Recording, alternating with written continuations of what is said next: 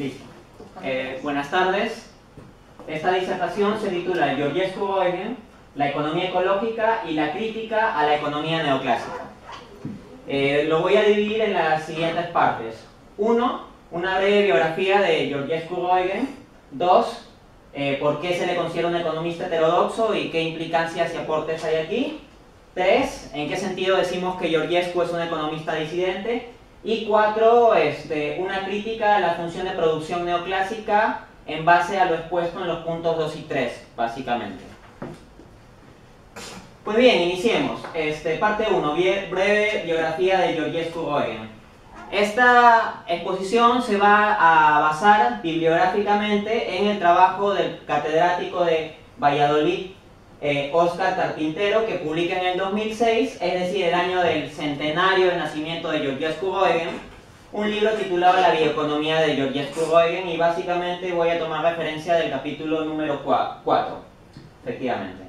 Bien, para dar una breve reseña biográfica de este extraordinario economista, pero poco conocido, comenzaré diciendo que él nace en Rumania en el año 1906 y muere en los Estados Unidos en el año 1994, es decir, vive casi 90 años y es un testigo privilegiado de los acontecimientos del siglo XX, ¿no? Guerras mundiales, revoluciones, cambios sociopolíticos, ideologías, incluso la tercera revolución industrial con la tecnología, estas discusiones sobre el medio ambiente que se dieron a partir de los 70, etc.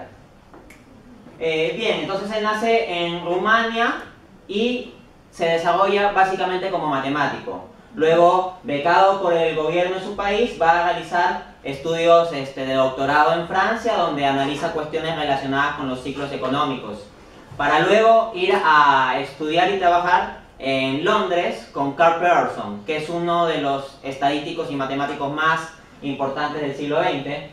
Luego de eso, él se conecta a la Universidad de Harvard, donde tiene relación intelectual con economistas extraordinarios como Paul Samuelson y Joseph Schumpeter, o sea, los dos economistas tal vez más reputados de su tiempo, junto con Keynes, ¿no? Que Keynes estaba en Cambridge, pero básicamente eran los tres economistas, digamos, del top, de los mejores.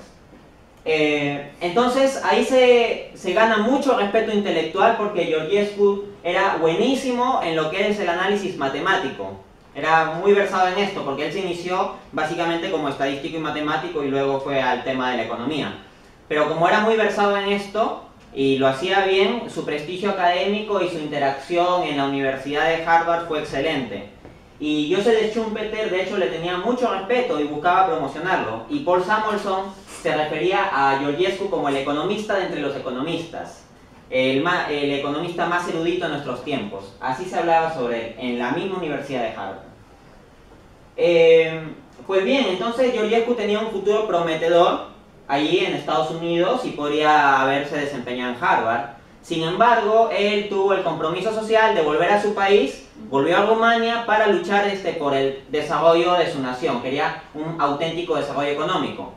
Pero es ahí donde, después del contexto de Segunda Guerra Mundial, se establece una alianza entre Rumania y la Unión Soviética, y Georgescu es muy crítico de esto. Siente que el modelo de desarrollo que está proponiendo la Unión Soviética para que se implante en Rumania no realmente va a llevar a un desarrollo auténtico y va a perjudicar más especialmente a la clase campesina, con la cual él estaba muy comprometido, ¿no? Y es justo en esta época en donde también él se desarrolla como investigador, burócrata y político en el contexto de su país para ayudar a un desarrollo, que comienza a dudar de las enseñanzas de la teoría estándar. Él siempre había tenido cuestionamientos, nunca había tenido una fe ingenua en la teoría neoclásica, pero es aquí donde las, digamos, dudas de fe comienzan a hacerse más fuertes. Bueno, justamente por su disidencia política respecto de los manejos que tenía la Unión Soviética allá en Rumania, es que termina siendo perseguido y eventualmente tiene que salir del país para acabar en los Estados Unidos, y ahí comienza a trabajar en la Universidad de Vanderbilt. Y bueno, ahí termina básicamente sus días, y eso nos lleva, más o menos en esta época, a la publicación de sus principales obras. Y ahí vamos al punto 2, es un economista heterodoxo. Un economista heterodoxo es aquel que discrepa, digamos, de la fe dominante, de la teoría neoclásica, estándar, el mainstream. ¿En qué sentido Georgescu es un economista heterodoxo? Porque él quiere ver la economía desde una perspectiva ecologista, o sea, no quiere una teoría económica hecha sin contar con lo ecológico y que después incorpore lo ecológico, sino quiere que lo ecológico esté intrínsecamente incorporado a toda comprensión teórica de la economía. O sea, no es meramente una aplicación práctica de una teoría económica ya dada teóricamente, sino quiere que la ecología esté en el centro del análisis económico. Y es allí donde él escribe, o mejor dicho, publica en el año 1971 una obra que se conoce como La ley de la entropía y el proceso económico, que es su obra cumbre, y es, digamos, el fundamento teórico más importante de la escuela de la economía ecológica, y también se toma muy en cuenta en la teoría del decrecimiento, o la escuela del decrecimiento. Básicamente lo que plantea Georgescu en esta obra es que la economía tiene límites ecológicos dados por el marco biológico y físico en que opera. En ese sentido, me permito citar un fragmento de un párrafo del capítulo 2 de mi libro Economía para herejes, donde menciono este aspecto y esta contribución del análisis de Georgescu-Roegen. Dice, abro cita: así pues, la crítica de Georgescu a la función de producción nos muestra claramente que la economía tiene límites ecológicos. Y eso nos lleva a un concepto central de análisis, la entropía, desgaste o desorden creciente e irreversible, la cual implica que en un sistema cerrado, dimensionalmente acotado, y asumiendo a la materia como una suerte de energía condensada, le hace ordenada u organizada, como lo es en la práctica, cada vez que se le transforma, por ejemplo, quemar leña, cenizas y humo, pero obteniendo luz y calor, lo que en el fondo hacemos es desordenarla, y ello es irreversible, al menos en cierta medida. Es más, y con ello queda completa la explicación, si los científicos en el futuro llegaran a obtener leña partiendo de humo y cenizas, lo que es seguro es que la cantidad de energía que tendrían que utilizar para llegar a ello será superior a la que se generó al quemarla. Ellos, sabiendo que por la ley física de la entropía no existe perfecta reversibilidad, no emprenderían tal absurdo proyecto. Ergo, el aprovechamiento de las cualidades de los recursos naturales tiene un límite objetivo, y el capital y el trabajo no pueden explotar indefinidamente la naturaleza, porque ésta también está sometida a la ley de rendimientos decrecientes. Fin de cita. También Georgescu tiene una contribución interesante, alternativa, en lo que es el llamado modelo de flujos y fondos. O sea, básicamente él dice que tenemos todo un conjunto de fondos de producción, digamos todo un conjunto de recursos disponibles, entendiéndose el término recursos en la forma más amplia. O sea, naturaleza, tiempo, energías, muchísimas cosas, ¿no? Y el flujo se entiende como el desenvolvimiento material de la producción en el tiempo. En cambio, los modelos neoclásicos nos hablan de una producción atemporal. Eso lo vamos a ver más bien en el punto 4, pero lo dejo mencionado. Pero Georgescu no es solo un economista heterodoxo, y en esto pone énfasis este autor Óscar Carpintero. Georgescu también es un economista disidente, porque él no simplemente está planteando ciertas innovaciones teóricas que podrían o no ser incorporados al enfoque convencional, sino Georgescu llega a hacer una crítica de los fundamentos epistemológicos mismos de la economía neoclásica, a la cual llama economía de lápiz y papel, en el sentido de que puede funcionar para trabajar con ejercicios, así como nos podemos divertir con crucigramas, pero tal vez no tiene mucha relevancia para la realidad. Una de las cosas que más cuestiona Georgescu es el enfoque económico de la economía como un sistema cerrado, pero como un sistema cerrado respecto del medio ambiente. En ese sentido, cuando se dan las primeras clases de economía básica, se pone a la economía meramente en un plano de este tipo. Por aquí las familias y por aquí las empresas. Las familias ofrecen factores de producción, capital y trabajo, y las empresas los transforman en productos, y luego se ven los flujos inversos de ingreso. Entonces, el sistema económico funcionaría como un sistema circular que constantemente se retroalimentaría sin límite. Implícitamente esto nos puede llevar a un crecimiento indefinido de la producción y las rentas. Sin embargo, lo que nos va a decir Georgescu es que necesariamente todo esto se va a insertar en un marco biofísico. Y ese marco biofísico, sometido a la segunda ley de la termodinámica, de acuerdo con la cual nunca se puede llegar a un 100% de eficiencia energética en un proceso productivo, y de hecho él llega a hablar de una cuarta ley de la termodinámica en el sentido de que cada vez que realices un proceso productivo se van a generar desechos que no van a poder ser tratados en parte, ni siquiera por los, digamos, avances tecnológicos más avanzados, valga la redundancia, que podamos generar en el futuro. Esto significa que la economía va a tener límites y que no podemos entender el desenvolvimiento del sistema económico de nuestras transacciones de moneda, intercambio, compra, venta, contrataciones, fuera de este marco de referencia del entorno del medio ambiente. Entonces, para él el medio ambiente no es una variable exógena que eventualmente pudiera ser incorporada al análisis, sino es una variable necesariamente endógena, una variable que los economistas siempre y necesariamente tienen que tener en cuenta. Asimismo, se le puede considerar un economista disidente porque él, más allá de la cuestión teórica, tiene una crítica social muy amplia del modelo de civilización que tenemos. De hecho, Georgescu participó muy activamente de los primeros proyectos de reflexión ecológica a nivel mundial que se dieron, como la Convención de Estocolmo o el famoso informe sobre los límites del crecimiento de Meadows. Él tuvo una participación muy concreta e interesante ahí. Y también hace una propuesta específica como un marco bioeconómico mínimo, que es como decir lo mínimo que requeriríamos en términos ecológicos como civilización para salvarnos. Porque como decía el filósofo Ricardo Paredes Basalo, parece que nuestra civilización nos pone la siguiente disyuntiva: o destruimos nuestra civilización o nuestra civilización nos destruye a nosotros. Bueno, para que no suceda esto, Georgescu decía apliquemos el marco bioeconómico mínimo, ¿no? Entre una de esas propuestas estaba la reducción poblacional a un nivel tal que toda la agricultura del mundo pudiera desempeñarse únicamente como agricultura ecológica, porque lo que hoy en día tenemos principalmente es una agricultura tecnificada a gran escala, masiva, intensiva, transgénica, con un montón de químicos, etc. Finalmente, la crítica a la función de producción neoclásica. Este también es un tópico que desarrollo en el capítulo 2 de este libro Economía para herejes, pero lo voy a plantear así. Todos nosotros hemos estudiado en los cursos de economía la función de producción como Q igual F de K y L.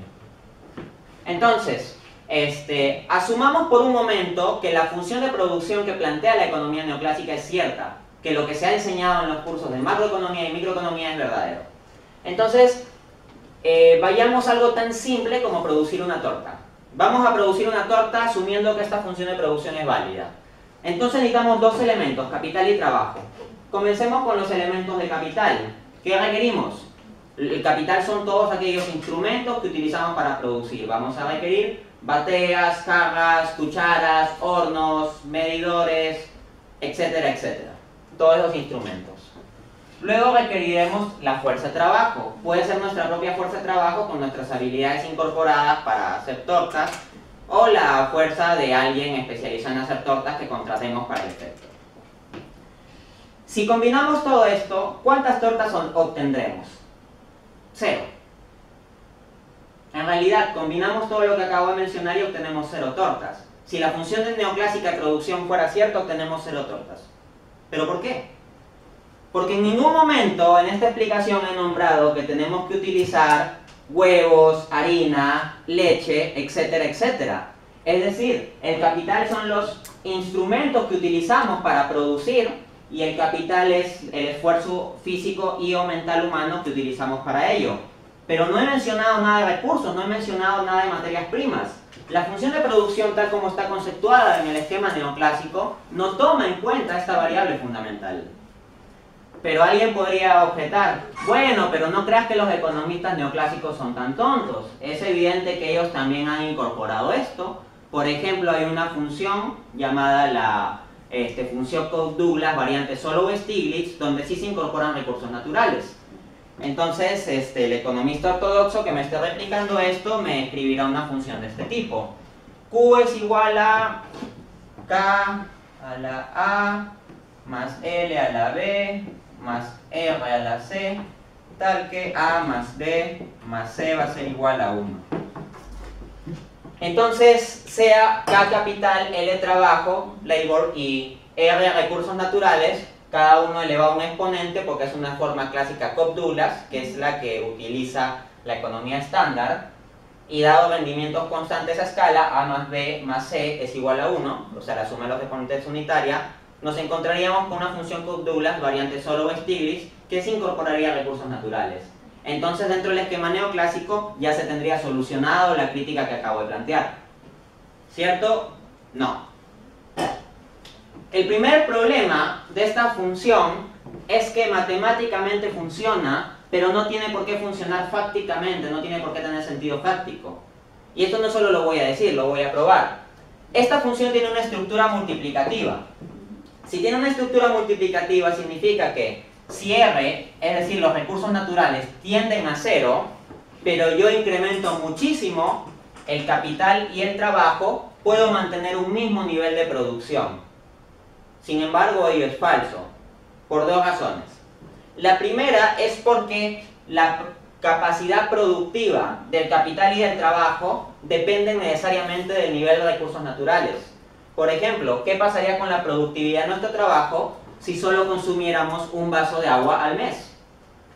O por ejemplo con el capital, si no hubieran suficientes recursos naturales, ¿cómo hacemos para mantener o fabricar suficientes bienes de capital para una economía? Entonces ese es un primer problema. Tú no puedes plantear que vas a mantener simplemente el mismo nivel de producción si esto tiende a 0. ¿Ok? Entonces la interacción multiplicativa matemáticamente lo permite, pero fácticamente eso no funciona, ¿no? Y bueno, otra cuestión es la entropía. Es decir, si todo esto depende de un nivel de utilización de R, el nivel de utilización está condicionado por las características de R. Y ahí también cito la primera ley de la termodinámica, que en términos muy simplificados podríamos decir que la materia no se crea ni se destruye, solo se transforma. O plantearlo en términos de energía, ¿no? La ley de conservación de la energía. Entonces, esto, K y L, capital y trabajo, solo transforman recursos naturales. Si yo les pido hacer 100 tortas y les doy solo 1 gramo de masa, no importa cuánto aumenten su tecnología, capital, bateas, hornos, etc., ni cuán hábiles sean, con 1 gramo de masa no me van a fabricar 200 tortas. Así que la solución Solovay-Stiglitz para la función de producción ortodoxa simplemente no es viable. Matemáticamente funciona, pero a las matemáticas solo serían un medio para comprender la realidad. Y si se convierten en un estorbo, como sucede aquí, debemos pensar más profundamente sobre las cosas, y básicamente eso es a lo que invita mi exposición, a pensar en qué implicancias tiene el considerar seriamente el medio ambiente respecto de los modelos económicos que nos vienen enseñando o que venimos asumiendo de acuerdo a la teoría convencional.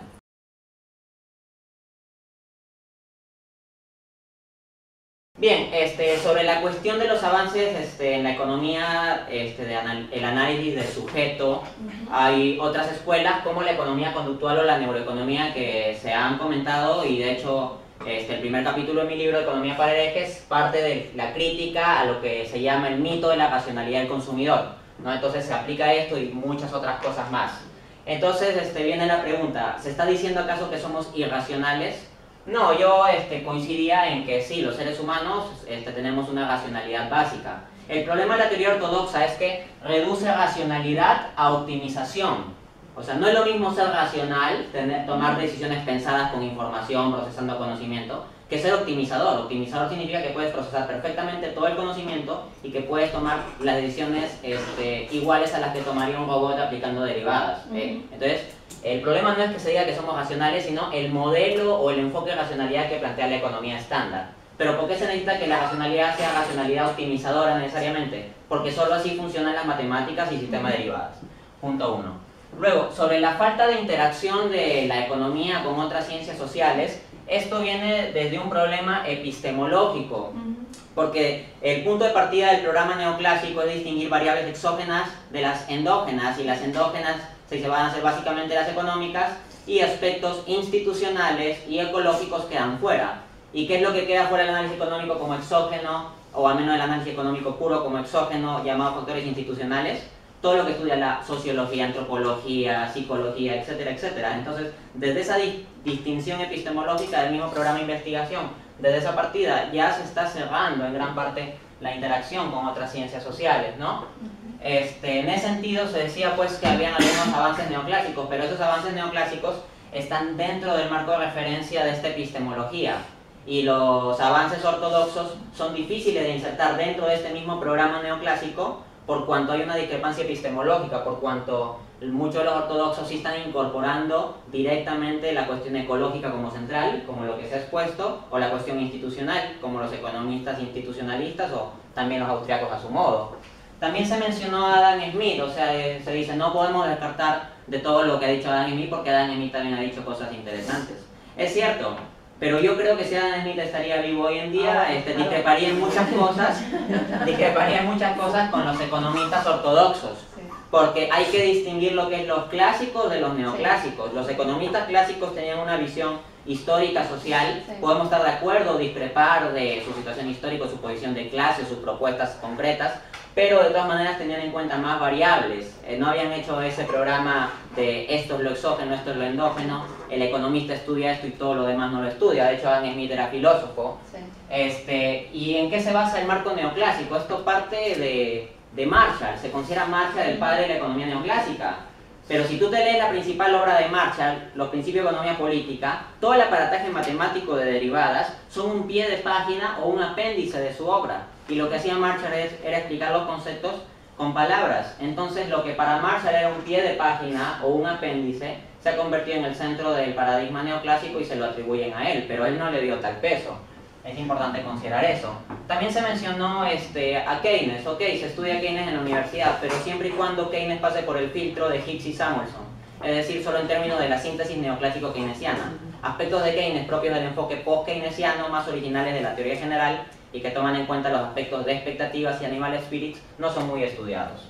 Respecto al tema del control de la natalidad, sí es cierto, Georgescu planteaba un tema de que la población mundial se condiga con una agricultura ecológica. El punto es bonito decirlo así, pero ¿cómo llegamos a eso? Tendría que venir una política de reducción de la población. Ahí yo no estaría muy seguro si estaría de acuerdo con esa cuestión, porque como se ha mencionado aquí están implicadas las relaciones de poder. Y desde ahora, no tenemos que esperar un futuro. Hoy en día los países desarrollados más poderosos están influyendo sobre las organizaciones internacionales para direccionar el control de la natalidad. Es decir, no es un control para todos, es un control para cierta gente, ciertos contextos y de cierta forma. Así que ahí se reproducen desigualdades y se perpetúan tal vez asimetrías norte-sur, ¿no? Eso ya está comentado. Entonces, luego, incorporar la ecología necesariamente implica complejidad, claro que sí, pero es que el marco de las ciencias físicas, como lo planteó Newton, era un marco muy simple, y hasta las mismas ciencias físicas que no tienen libre albedrío en su objeto de estudio, son más complejas hoy en día porque incorporan la física cuántica, están con la teorización de la teoría de las cuerdas, la teoría M, etc. Es mucho más compleja, no se queda en el enfoque simplista newtoniano. En cambio, los economistas neoclásicos siguen inspirándose en modelos de comprensión newtoniana del mundo. Eso me parece raro. Entonces, incorporar factores ecológicos implica complejidad, pero es que si lo que buscamos es llegar a cómo es la realidad es compleja y necesitamos cierta complejidad también. Nadie ha dicho que sería fácil la empresa científica. Respecto del tema de la entropía, sí, la entropía implica que no hay reversibilidad perfecta. Para retomar un ejemplo que yo había dado en alguna ocasión, digamos, un niño desordena su cuarto, eso genera desorden, digamos, más entropía. Una madre viene y ordena el cuarto, entonces genera orden. Pero el punto es que cuando la madre ordena el cuarto, ha gastado su tiempo, su energía, su concentración, todo eso es también una generación de más energía dispersa, entropía. Voy a los últimos puntos. Se planteó que se podía poner un límite mínimo a la variable de recursos naturales y mantener la función Cobb-Douglas. El problema es que si establecemos ciertos factores fijos, para llevar a cabo coherentemente una función de producción, eso lo deberían establecer los ingenieros. Los ingenieros conocen cómo es la producción en concreto y ven más o menos qué parámetros de mano de obra, capital y recursos se requerirían. Pero el tema es que ahí destruyes la Cobb-Douglas. ¿Por qué? Porque cuando tú tienes factores fijos que se combinan en ciertas proporciones, estás en una función de este tipo, min de K, L, R, que es la función de mínimos, o también conocida como función de Leontief, cuyo dibujo es como una especie de L. ¿Cuál es el problema de esta función para el análisis de los economistas ortodoxos? Que no se le puede sacar la derivada, porque no es una función continua, y si no es continua no es derivable. Y si no es derivable, todo lo que se hace en base a derivadas, en toda la teoría de producción, se cae. Así que todavía no sería suficiente escapatoria.